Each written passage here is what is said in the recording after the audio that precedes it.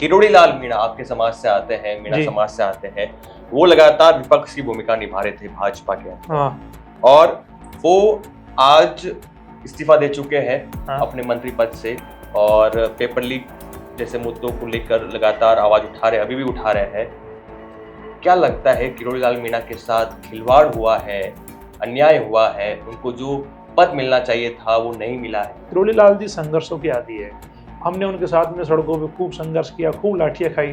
कांग्रेस के कार्यकाल में जब पेपर लीक हुए तो हम साथ में धरने पे बैठे। युवा क्या नाराज है? युवाओं की नाराजगी झेलनी पड़ेगी भाजपा को, बीजेपी को। पेपर लीक के जैसे बड़े मुद्दों पर बीजेपी राजनीति कर रही है। पहली ये रहती है कि आप लाठियां खाओ पुलिस की, भिड़ो पुलिस से, तब आप नेता बनोगे। तो क्या आप लाठियां खा के आए हो और क्या कुछ रहा? और लगातार आप विरोध इतना बड़े लेवल पे कर रहे हो कि कोटा, जोधपुर, जयपुर बड़ी भीड़ ला रहे हो, सरकार के कानों के नीचे जूं तक नहीं रहेंगे। हाँ। अब मनोज मीणा और किरोड़ी लाल मीणा साथ में नजर आ सकते हैं देखो ऐसा, कभी एक मंच पर, एक जाजम पर बैठे हुए। मैं कोई किरोड़ी लाल जी से कोई दूर नहीं हूँ। आरपीएससी को हम भंग कर देंगे, आरपीएससी में बदलाव कर देंगे। आज भी आरपीएससी में एक भी कर्मचारी नहीं बदला। आखिरकार क्यों नहीं बदला? आपके पास सत्ता है, संसाधन है, आपके पास सब कुछ है। अगर आप उसके बावजूद भी अगर गिरफ्तार नहीं कर पा रहे हो बड़े नेताओं को, तो क्या फायदा हुआ आपके तमाम वादों का? अभी राज्य सरकार ने जो अग्निवीर योजना है उसके तहत आने वाले जो आर्मी वाले रहेंगे, सेना के जवान रहेंगे, जो बाद में आएंगे वापस लौटकर, उनको 10% आरक्षण देने की बात की। हिंदुस्तान में विपक्ष की भूमिका निभाते हुए नजर आते हैं हनुमान पहली जी। दूसरी बार नागौर से चुन के गए हैं, लोकसभा पहुंचे हैं। हाँ। और वो लगातार बीजेपी पर हमलावर है और नजर भी आ रहे लगातार। तो क्या वो युवाओं की आवाज उठाते हैं? विश्वविद्यालय से निकले हुए एक नेता बने हैं, आप युवा हो, आप कभी मुलाकात हुई है या इस विषय में कभी बात हुई है? राजनीति होती है, हाँ। वहां जाना चाहोगे, आप राजनीति करना चाहोगे, विधायक के चुनाव लड़ना चाहोगे? नमस्कार, आप देख रहे हैं भारत रफ्तार और मैं हूं आपके साथ मनीष गौड़। भारत रफ्तार हमेशा से युवाओं को प्राथमिकता देता आ रहा है। युवाओं के मुद्दे हो, उनकी समस्या हो या छात्र चुनाव राजस्थान में बहाल करवाना हो, भारत रफ्तार बखूबी से अपनी आवाज उठाता है। आज इसी कड़ी में आज हमारे साथ एक युवा नेता मौजूद है। उस युवा नेता का नाम है मनोज मीणा, आप जानते ही होंगे, और ये राजस्थान युवा शक्ति एकीकृत महासंघ के अध्यक्ष है। इनसे बातचीत करेंगे। स्वागत है आपका भारत रफ्तार पर मनोज जी। जी, बहुत बहुत धन्यवाद जी भारत रफ्तार की पूरी टीम को और आपको। जी। मैंने सुना है आप हाल ही में लाठियां खाकर आए हो, पुलिस की लाठियां। और पुलिस की लाठियां खाना आजकल एक ऐसा हो गया है कि किसी को मेहनत करनी है, किसी को नेतागिरी करनी है, हाँ। तो एक पहली ये रहती है कि आप लाठियां खाओ पुलिस की, भिड़ो पुलिस से, तब आप नेता बनोगे। तो क्या आप लाठियां खा के आए हो और क्या कुछ रहा आपका? देखो ऐसा है, लाठियाँ खाने से क्या बनेंगे क्या नहीं वो तो मेरे को जी। नहीं पता, लेकिन कोई चाहता भी नहीं लाठी खाना हम्म, वैसे तो। हम्म, लेकिन राजस्थान सरकार जिस प्रकार से तानाशाही करती है, पुलिस प्रशासन लाठियाँ मारता है बेरोजगार युवाओं के ऊपर, तो मैं उस चीज़ को ठीक नहीं मानता। क्योंकि वो अपने हक की बात कर रहे हैं और हक की बात करते समय अगर मैं उनके मुद्दे उठा रहा हूँ और पुलिस अगर मेरे को टॉर्चर करती है, परेशान करती है, तो कहीं न कहीं वो चीज़ें लोकतंत्र में ठीक नहीं होती। हर आदमी को आवाज़ उठाने का हक है, हर आदमी को अपनी बात रखने का हक है। जिस प्रकार से सरकार गिरफ्तारियाँ करती है, घसीटती है, प्रदर्शनकारियों पर लाठियाँ चलाती है, तो कहीं न कहीं वो चीज़ें लोकतंत्र में लोगों का विश्वास कम करती है। बाकी जो लोगों की भावनाएँ होती है, अगर किसी व्यक्ति के साथ में शासन, प्रशासन, सरकार गलत करती है, तो आप लोगों के लिए एक जब अच्छा कार्य कर रहे हो, तो आपको एप्रिशिएट तो लोग करते हैं, तो आपकी सराहना तो होती है। तो आपने इसमें कोई दो राय नहीं है जी कि पुलिस अगर आप पे लाठियाँ चलाएँगी तो लोगों का साथ तो आपको मिलेगा हम्म, और वो ज़रूरी भी है और वो मिलता भी है। आप लगातार सरकार के विरुद्ध आवाज उठा रहे हो। आपने एक मुहिम चलाई है। मुहिम ये है कि जब से राज्य सरकार ने ये ऐलान किया है कि थर्ड ग्रेड शिक्षक भर्ती परीक्षा में 50% आरक्षण दिया जाएगा महिलाओं को, बहनों को, लड़कियों को। जी। इसका आप विरोध कर रहे हो और लगातार आप विरोध इतना बड़े लेवल पे कर रहे हो कि कोटा, जोधपुर, जयपुर बड़ी भीड़ ला रहे हो, सरकार के कानों के नीचे जूं तक नहीं रहेंगे। देखो ऐसा है, मैं महिला आरक्षण पर सरकार की गलत नीतियों का विरोध कर रहा हूँ। जी मैं कोई महिलाओं का विरोध नहीं कर रहा। मैं ये कहना चाह रहा हूँ राजस्थान के युवाओं से कि सरकार महिलाओं के नाम पे राजनीति कर रही है, महिलाओं के नाम पे वोट बैंक की राजनीति कर रही है। क्योंकि अगर सरकार को महिला सशक्तिकरण करना है, तो सरकार सबसे पहले इसकी शुरुआत अपने घर से करनी चाहिए। विधानसभा में उनके लिए 50% के हिसाब से 100 सीटें रिजर्व करे, अपने मंत्रिमंडल में करीबन आधे दर्जन महिलाओं को मौका दे, वहां मंत्री बनाए। और भजन लाल जी इसकी शुरुआत अपने घर से भी करे, प्रदेश की मुखिया किसी महिला को बनाए, तो महिला सशक्तिकरण का मैसेज जाएगा। मैं ये कहना चाहता हूँ राजस्थान सरकार से कि राजस्थान सरकार महिला विरोधी है। मनोज मीणा महिला विरोधी नहीं है, राजस्थान सरकार महिला विरोधी है। और वो इसलिए है क्योंकि वो इस मुद्दे पे राजनीति करना चाह रहे हैं। वो महिलाओं के वोट बैंक के लिए इस पे राजनीति कर रहे हैं। और जिस प्रकार से इन्होंने अध्यापक भर्ती में 50% आरक्षण को लागू करने की बात करी है, ये जायज है ही नहीं। क्योंकि आप एक भर्ती में लागू क्यों करना चाह रहे हो? महिलाओं को वहां मौका दीजिए जहां उनके लिए नीतियां बनती हो, जहां सरकारी संस्थाओं में, प्राइवेट संस्थाओं में, संसद में, बड़ी जगह महिलाओं को पहुंचाइए ना। आप महिलाओं को क्या सीमित करना चाहते हो? क्या महिला अध्यापक भर्ती के लिए बनी है? क्या महिला देश नहीं चला सकती? क्या महिला राज नहीं चला सकती? क्या महिला, आपने कह दिया कि अध्यापक भर्ती में आरक्षण दे दिया तो महिलाओं की लड़ाई खत्म? अभी ये बजट लेके आए, महिलाओं के लिए कितना बोला? एक शब्द अगर बजट में महिलाओं के लिए हो तो आप मेरे को बता दीजिए, नहीं था। अगर महिला सशक्तिकरण करना है तो मेरे सरकार से ये मुद्दे हैं कि आप महिलाओं की शिक्षा फ्री करिए। महिलाओं को लेकर आप जिस प्रकार से राजस्थान में जो छवि बनी हुई है उसमें सुधार करिए। राजस्थान एक नंबर पे चल रहा है महिलाओं के ऊपर हो रहे अत्याचारों पे। कभी सरकार ने विचार किया कि सुधार करना चाहिए? नहीं करा। माननीय मुख्यमंत्री जी तो कभी डाटा देखते नहीं, रिपोर्ट देखते नहीं। आप पूरे देश में एक नंबर पे हो महिलाओं के ऊपर हो रहे अत्याचारों पे, वहां क्यों नहीं बोलते माननीय मुख्यमंत्री जी? मैं सरकार की इन गलत नीतियों का विरोध कर रहा हूँ और मैं चाह रहा हूँ कि सरकार ऐसे कार्य नहीं करे जिससे समाज में एक तनाव की स्थिति पैदा हो, एक विरोधाभास पैदा हो। वो चीजें गलत है। अगर महिलाओं के लिए अगर बराबरी की बात करनी है तो वो हर जगह होनी चाहिए, वो सब जगह होनी चाहिए। ना कि एक भर्ती में आप ये कहो कि हम महिला सशक्तिकरण कर देंगे, तो ये चीजें आपकी झूठी है, ये आपके दिखावे हैं। और इसी मुहिम को लेकर मैं पूरे राजस्थान में जोधपुर, कोटा, बाड़मेर, बीकानेर, अलवर, दौसा सब जगह गया हूँ। और लोगों का एक गुस्सा है सरकार के खिलाफ कि सरकार युवाओं को लड़ा रही है, सरकार युवाओं को बढ़ा रही है। तो कहीं ना कहीं सरकार के इस 50% महिला आरक्षण के बिल की हम कड़े शब्दों में इसका विरोध कर रहे हैं और बड़ी मजबूती से हर जगह हम सरकार को समझाने का प्रयास कर रहे हैं कि आप महिलाओं के विरोध में हो, हम नहीं है। अभी आपने कहा कि राजस्थान अव्वल है महिलाओं के खिलाफ जी, अत्याचार मामलों में। जी, कांग्रेस सरकार में ये दौर शुरू हुआ था, तब से लेकर अभी तक ऐसी खबरें आती हैं, महिलाओं के साथ, बेटियों के हाँ, साथ खिलवाड़ होता बिल्कुल। है। किरोड़ी लाल मीणा आपके समाज से आते हैं, मीणा जी, समाज से आते हैं। वो लगातार विपक्ष की भूमिका निभा रहे थे भाजपा के अंदर हाँ, और वो आज इस्तीफा दे चुके हैं हाँ। अपने मंत्री पद से और पेपर लीक जैसे मुद्दों को लेकर लगातार आवाज उठा रहे हैं, अभी भी उठा रहे हैं। क्या लगता है किरोड़ी लाल मीणा के साथ खिलवाड़ हुआ है, अन्याय हुआ है, उनको जो पद मिलना चाहिए था वो नहीं मिला है? देखो, किरोड़ी लाल जी बड़े आदमी हैं, बहुत ज़्यादा मैं टीका टिप्पणी करता नहीं हूँ। लेकिन फिर भी जिस प्रकार से उनका जो संघर्ष रहा है, राजस्थान के युवाओं के लिए, महिलाओं के लिए, गरीबों के लिए, शोषितों के लिए, वंचितों के लिए, जिस प्रकार से उनको मान-सम्मान मिलना चाहिए था, शायद वो नहीं मिल पाया। और इसीलिए आज वो झटपटाहट कहीं न कहीं दिखाई पड़ती है। और दूसरी बात है कि किरोड़ी लाल जी संघर्षों के आदी है। हमने उनके साथ में सड़कों पे खूब संघर्ष किया, खूब लाठियाँ खाई। कांग्रेस के कार्यकाल में जब पेपर लीक हुए तो हम साथ में धरने पे बैठे। रीट, एसआई, जेईएन का उस समय हमने एक आंदोलन किया। मैं उस समय किरोड़ी लाल जी के साथ था और मजबूती से सड़कों पे लड़ रहे थे। और आज जब जिस प्रकार से उन्होंने इतना संघर्ष करने के बाद भी उन्हें सम्मान नहीं मिला, तो कहीं न कहीं उनकी पीड़ा दिखती है और आज वो दोबारा सड़कों पे हैं।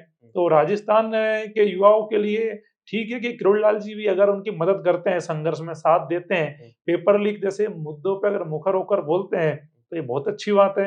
राजस्थान के युवा धन्यवाद देते हैं किरोड़ी लाल जी को कि वो सत्ता उनकी है, उसके बावजूद भी उनके लिए संघर्ष कर रहे हैं। भाई हमारा तो काम ही बेरोजगार युवाओं के लिए है, हमारी तो लड़ाई बेरोजगार युवाओं के लिए है। लेकिन किरोड़ी लाल जी सत्ता में होने के बाद भी अगर बेरोजगार युवाओं की पेपर लीक जैसे मुद्दों पे अगर बात करते हैं तो बहुत अच्छी बात है। तो उसमें बुरा आपने क्या कहा है? मैं साथ में था हाँ, किरोलाल मीणा के। हाँ। अब मनोज मीणा और किरोलाल मीणा साथ में नज़र आ सकते हैं? देखो कभी ऐसा एक मंच पर, एक जाजम पर बैठे हुए। देखो ऐसा है साहब, किरोड़ी लाल जी बढ़िया। मैं बहुत छोटा आदमी हूँ और मैं बेरोजगार युवाओं के लिए संघर्ष कर रहा हूँ। किरोड़ी लाल छोटे जी आदमी तो कहाँ हो आप? नहीं, आपका एक पहचान तो बन गई है नहीं, सूबे में कि एक मनोज मीणा नाम का एक युवा है जो लगातार युवाओं की आवाज़ उठाता है। नहीं वो बात ठीक है आपकी। युवाओं के लिए लड़ते हैं, संघर्ष करते हैं तो लोग जानते हैं, पहचानते हैं, मान, सम्मान, प्रेम देते हैं।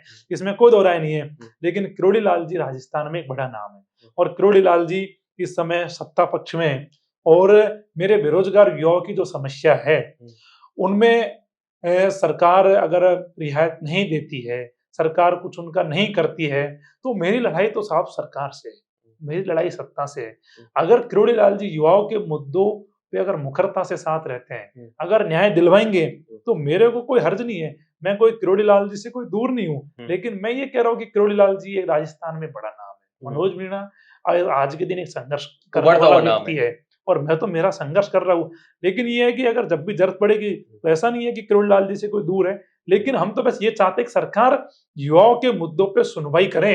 अगर किरोड़ी लाल जी अपनी सरकार में युवाओं की सुनवाई करवाते हैं, पेपर लीक के जैसे मुद्दों पे समाधान करवाते हैं, अगर भर्तियों के मुद्दों पे वो समाधान करवाते हैं, अगर वो बेरोजगारों की तमाम समस्याओं का समाधान करवाते हैं, तो ये मनोज मीणा ही नहीं, पूरे राजस्थान के बेरोजगार युवा किरोड़ी लाल जी के साथ हैं। उसमें क्या दिक्कत है? तो मनोज को कोई दिक्कत नहीं है। बस दिक्कत ये है कि युवाओं की समस्याओं को समाधान हो और मेरी लड़ाई में पहली प्राथमिकता बस यही है कि युवाओं के, बेरोजगारों के मुद्दों को लेकर सरकार गंभीरता दिखाए और वो कोई भी व्यक्ति उसमें गंभीरता से साथ दे, माध्यम बने तो जी। बहुत अच्छी बात कुल है। मिलाकर युवाओं की आवाज़ उठाने के लिए हमेशा आप सत्ता के विरुद्ध रहोगे। नहीं, ऐसा भी नहीं है। मैं बस युवाओं के कार्य कराना चाह रहा हूँ। जी। सरकार युवाओं के कार्य करे। मेरा विरोध का मतलब ये नहीं है कि मैं सरकार का विरोध इसलिए करूँ कि मेरे को विरोध में ही रहना है। ये कोई मेरा कोई लेकिन एजेंडा नहीं है। सरकार आसानी से कोई भी बात नहीं मानती तो युवाओं वो की। तो फिर हम विरोध कर रहे हैं सरकार जी। का, हर मुद्दे पे लड़ रहे हैं, तमाम मुद्दों पे लड़ रहे हैं, वो जी। तो देखेंगे फिर। 5 विधानसभा सीटों पर क्योंकि आप युवा हो, 5 विधानसभा सीटों पे उपचुनाव होने हैं। देवली, उनियारा, खींवसर, झुंझुनू, चौरासी ये सीटें हैं। यहाँ पे उपचुनाव दौसा खींवसर भी, दौसा भी है। दौसा भी है और दौसा से आप शायद आते हो। दौसा से ही आते हो आप? मैं दौसा जिले से आता हूँ। हाँ। मेरी विधानसभा तो महुआ लगती है, महुआ लगती है। लेकिन महुआ में अभी कोई चुनाव नहीं है। ये 5 विधानसभा सीटें खाली है और यहाँ पे चुनाव होने वाले हैं। युवा क्या नाराज़ है? युवाओं की नाराज़गी झेलनी पड़ेगी भाजपा को, बीजेपी को? देखो ऐसा है, मैं लगातार पूरे राजस्थान में अभी भ्रमण करके आया हूँ हाँ।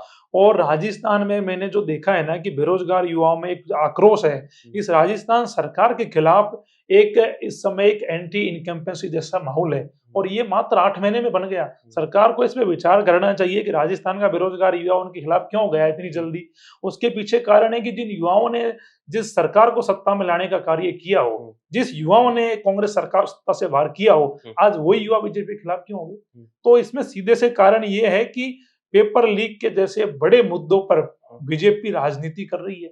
इन्होंने कहा हम सत्ता में आएँगे तो सारे पेपर माफियाओं को पकड़ेंगे, बड़े मगरमच्छों को पकड़ेंगे, हम सत्ता में आएँगे आरपीएससी भंग कर देंगे। क्या प्रधानमंत्री नरेंद्र किया? मोदी ने भी कहा था ये बात अपनी रैली में। मोदी जी ने भी कही और बाकी तमाम बीजेपी के नेता है, सीपी जोशी जी है, उस समय सतीश पूनिया जी थे, उस समय राजेंद्र राठौड़ जी थे। तमाम लोगों ने कहा कि हम सत्ता में आएँगे तो हम पेपर लीक के जैसे मुद्दों पर सुधार करेंगे। इन्होंने यहाँ तक कह दिया आरपीएससी को हम भंग कर देंगे, आरपीएससी में बदलाव कर देंगे। आज भी आरपीएससी में एक भी कर्मचारी नहीं बदला। आखिरकार क्यों नहीं बदला? युवाओं को उम्मीद थी ना इनसे, इसलिए इनको वोट दिया। आज एसआई भर्ती क्यों रद्द नहीं हो रही? ईओआरओ भर्ती क्यों रद्द नहीं हो रही? होनी चाहिए, लेकिन क्यों नहीं हो रही? क्योंकि सरकार की मंशा नहीं है। क्योंकि ईओआरओ भर्ती में बड़े बिजनेसमैनों के, बड़े अधिकारियों के बच्चे लगे हैं, इसलिए ना तो जांच हो पा रही है, ना वो भर्ती वो रद्द कर रहे हैं। तब सारी चीजें सामने आ गई, पेपर लीक हुआ है, तो उस भर्ती को रद्द क्यों नहीं करते? एसआई भर्ती को लेकर जब वीके सिंह जी जो अभी एसओजी में है, उन्होंने कहा था कि करीबन 400 साढ़े 400 के समथिंग लोग फर्जी है, क्यों उस भर्ती को रद्द नहीं करते? जेईएन भर्ती की जांच चल रही है, लाइब्रेरियन भर्ती की जांच चल रही है, पीटीआई भर्ती में करीबन 1000-1200 छात्र फर्जी लग गए, उसकी जांच चल रही है, वन रक्षक की जांच चल रही है, फर्स्ट ग्रेड की चल रही है, सेकंड ग्रेड की चल रही है, थर्ड ग्रेड की चल रही है। और जब उस समय दावे कर रही थी सरकार कि हम सबको पकड़ेंगे, तो अभी तक ये सुरेश ढाका को नहीं पकड़ पा रहे। कांस्टेबल भर्ती का आरोपी मोहन पोसवाल, उसको नहीं पकड़ पा रहे। बताया जा रहा है कि एक बड़े नेता की श्रेय में है। वो नेता कौन है? राजस्थान जानना चाहता है ना, आपके पास सत्ता है, संसाधन है, आपके पास सब कुछ है। अगर आप उसके बावजूद भी अगर गिरफ्तार नहीं कर पा रहे हो बड़े नेताओं को, तो क्या फायदा हुआ आपके तमाम वादों का? या तो आप युवाओं से वादे मत करिए, और वादे कर रहे हो तो सरकार को निभाना चाहिए। और पेपर लीक मुद्दा है, भर्तियों का मुद्दा है। आज इन्होंने कहा कि 1 लाख भर्तियों का हम घोषणा करते हैं बजट में, लेकिन वर्गीकरण के नाम पे अगर 10 भर्तियों को लेकर भी इन्होंने वर्गीकरण किया हो, तो आप मेरे को बता सकते हो। आप कब वर्गीकरण करोगे? युवाओं को बेरोजगारी भत्ता समय पर नहीं मिलता, उनकी छात्रवृत्तियां नहीं आ रही, ठीक है, ना भर्तियों का कोई सरकार का कोई ड्राफ्ट है, ना बेरोजगारों को लेकर कोई पॉलिसी है। लेकिन अभी राज्य सरकार ने जो अग्निवीर योजना है, उसके तहत आने वाले जो आर्मी वाले रहेंगे, सेना के जवान रहेंगे, जो बाद में आएँगे वापस लौटकर, उनको 10% आरक्षण देने की बात कही है। देखो ऐसा है, सरकार क्या है कि एक अग्निवीर एक आने वाले समय में एक बेरोजगारों की फौज खड़ी कर रही है। मैं ये पूछना चाह रहा हूँ सरकार से कि अग्निवीरों को आप जो रिजर्वेशन देने की बात कर रहे हो, किस कोटों में दोगे? कहाँ से दोगे? एक्स आर्मी मैन में आप उनको काउंट नहीं करोगे। तो आप मेरे को ये बता दीजिए, राजस्थान सरकार बता दे या सेंटर की सरकार बता दे कि आप किस कोटों के तहत कहाँ उनको आप किस एसटी, एससी, ओबीसी, एक्स जो आईएएस आर्मी मैन है, 2 सर्विस मैन है, आप किसके तहत उनको रिजर्वेशन दोगे? किसका कम करके दोगे? आपके पास कोई ड्राफ्ट है? नहीं है। तो ये क्या ओनली बातें हैं। एक्स आर्मी मैन उनका कोटा कम कर नहीं सकते, और कहीं से ये कुछ चीजों को एडजस्ट कर नहीं पाएंगे, क्योंकि रिजर्वेशन का एक पूरा ड्राफ्ट होता है, किसको कितना मिला हुआ है, उसको आप कम ज्यादा नहीं कर सकते। कहाँ पे आप दोगे? तो ये क्या है कि इनकी बातें हैं जिन्हें इम्प्लीमेंट नहीं कर पाएंगे, और कहीं ना कहीं ये दोबारा एक गुमराह करने जैसा है। अग्निवीर पे फिर सरकार गुमराह कर रही है। सरकार ये क्लियर करे कि किस कोटे के तहत जो अग्निवीर 4 साल करने के बाद में आएंगे, उन्हें रिजर्वेशन कहाँ मिलेगा, कैसे मिलेगा, क्या प्रारूप है, क्या ड्राफ्ट है? सरकार के पास कुछ नहीं है। एक सवाल मेरा और रहेगा आपसे कि राजस्थान में विपक्ष की भूमिका निभाते हुए नजर आते हैं हनुमान बेनीवाल। जी। दूसरी बार नागौर से चुन के गए हैं, लोकसभा पहुंचे हैं, हाँ। और वो लगातार बीजेपी पर हमलावर है और नजर भी आ रहे लगातार। तो क्या वो युवाओं की आवाज उठाते हैं? विश्वविद्यालय से निकले हुए एक नेता बने हैं, आप भी युवा हो, आपकी कभी मुलाकात हुई है या इस विषय में कभी बात हुई है? नहीं, हनुमान बेनीवाल जी से तमाम मुद्दों पे मेरी बात होती रहती है। अभी मैं नागौर गया था। वहाँ पे प्रदर्शन था, हनुमान बेनीवाल जी से मुलाकात हुई थी, और मैंने उनके संज्ञान में जो बेरोजगारों के मुद्दे हैं, पेपर लीक का है, भर्तियों का है, ये 50% रिजर्वेशन वाला मुद्दा है, इन पे डिस्कशन करा था। और उस आदमी की जो एक वो होता है भावना कि भाई बेरोजगारों के साथ में गलत नहीं होना चाहिए। उन्होंने कहा कि मैं युवाओं के साथ में हूँ और मजबूती से संघर्ष करो, बाकी तो कोई दिक्कत नहीं है, मजबूती से लड़ेंगे, और आप तो युवाओं के मुद्दों को उठाओ। तो कहीं न कहीं जब आपको मोटिवेट किया हाँ, हनुमान बिल्कुल, बेनीवाल। बड़े लोगों का जब साथ मिलता है तो एक हौसला अफ़ज़ाई होता है, एक लड़ने की क्षमता मिलती है कि जब इतने बड़े आदमी साथ खड़े हैं, तो कहीं न कहीं लड़ना चाहिए, युवाओं की बात करनी चाहिए। और बेनीवाल जी छात्र राजनीति से ही युवाओं के लिए संघर्ष करते आ रहे हैं, और उनका एक लंबा ट्रैक रिकॉर्ड रहा है। और बेनीवाल जी को सारे राजस्थान के लोग जानते हैं कि वो एक जुझारू, एक संघर्षशील नेता है। इसमें कोई दोहराय नहीं है। आखिरी सवाल आपसे मनोज जी। जी, जो राजनीति होती है, हाँ, वहाँ जाना चाहोगे आप? राजनीति करना चाहोगे? विधायक के चुनाव लड़ना चाहोगे? देखो ऐसा है, मैं ये कहना चाह रहा हूँ कि मन है अब कभी आपका लड़ने का? नहीं, मैं वही बात बता रहा हूँ आपको। अगर आज मैं प्रदर्शन करता हूँ, बेरोजगार युवाओं की माँगों पे मैं लड़ता हूँ, तो कहीं न कहीं अगर आज पुलिस मेरे को गिरफ्तार करती है, मेरे को टॉर्चर करती है, मेरे को परेशान करती है, मेरे पे मुकदमे लगाती है, मेरे पे लाठियाँ चलाती है, मैं कोई आतंकवादी तो हूँ नहीं, गलत कार्य मैं करता नहीं हूँ। मैं ओनली क्या कर रहा हूँ, लोकतंत्र में बेरोजगार युवाओं की आवाज़ उठा रहा हूँ। लेकिन पुलिस मेरे पे इसलिए कर पाती है कि मेरे पास ताकत नहीं है, मैं कमज़ोर हूँ। अगर बेरोजगार युवाओं की इस लड़ाई को मैं मजबूती से अगर मैं कुछ बनूं, और मैं आगे भी अगर इसको मैं लड़ूं, तो मेरे में ताकत रहेगी, तो ये शासन प्रशासन थोड़ा सा डरेगा, कमजोर होगा। अभी क्या है कि आज के दिन मनोज मीणा को आसानी से पुलिस पकड़ लेती है, लाठियां चला देती है। अगर राजस्थान के बेरोजगार युवा मेरे को ताकत देंगे, तो मैं उनकी लड़ाई मजबूती से लड़ूंगा। जब भी मेरे को मौका मिलेगा, और मैं आगे भी लड़ूंगा, मैं आज भी लड़ रहा हूँ। लेकिन मैं चाहता हूँ कि इस लड़ाई को मजबूती से मैं लड़ूं, और वो तब संभव है जब मेरे को ताकत मिलेगी। तो अगर ताकत मिलेगी तो मैं लड़ूंगा, मैं कोई लाग लपेट नहीं रखता, मैं हम्म, और लोगों की तरह झूठ नहीं बोलता। और भी लोग थे बहुत सारे जो हम्म, कहते थे कि हम राजनीति नहीं करेंगे, ये नहीं करेंगे, वो नहीं करेंगे। हम्म, अरे राजनीतिक ताकत मिलेगी तो युवाओं की बात मजबूती से करूंगा ना। अभी तो सड़कों पे मैं घसीटा जा रहा हूँ, हम्म, लाठियां खाए जा रहा हूँ, मुकदमे खाए जा रहा हूँ। हम्म, क्यों खाए जा रहा हूँ? क्योंकि मेरे पास कोई पद नहीं है, हम्म। मेरे पास ताकत नहीं है, पावर नहीं है। मेरे पास तो बस बेरोजगार युवा है जिनके लिए मैं संघर्ष कर रहा हूँ और वो मेरे साथ खड़े हैं। अगर मेरे को ताकत मिलेगी तो उनकी लड़ाई को मजबूती से लड़ूंगा। तो ये हमारे साथ मनोज मीणा जी थे, जिनसे मैंने सवाल किया था कि आप लाठियां खा रहे हो और मुकदमे आपके हो रहे हैं, तो क्या राजनीति में जाओगे? तो कहा कि पावर चाहिए, अगर पावर रहेगी तो और मजबूती के साथ युवाओं के मुद्दे वो उठा पाएंगे। हमारे साथ मनोज जी थे, धन्यवाद हमारे साथ बातचीत करने के लिए। बहुत बहुत और हम भी धन्यवाद। चाहेंगे कि ऐसे युवा नेता विधानसभा पहुंचे, क्योंकि विधानसभा में एक गूंज सुनाई देनी चाहिए युवाओं के मुद्दे पर, और हमारी प्राथमिकता है युवा। देश के जो युवा है वो भविष्य है भारत का, राज्य का, राजस्थान का। आपको बने रहना है, चैनल को सब्सक्राइब करना है, लाइक करना है और बने रहना है भारत रफ्तार के साथ। नमस्कार।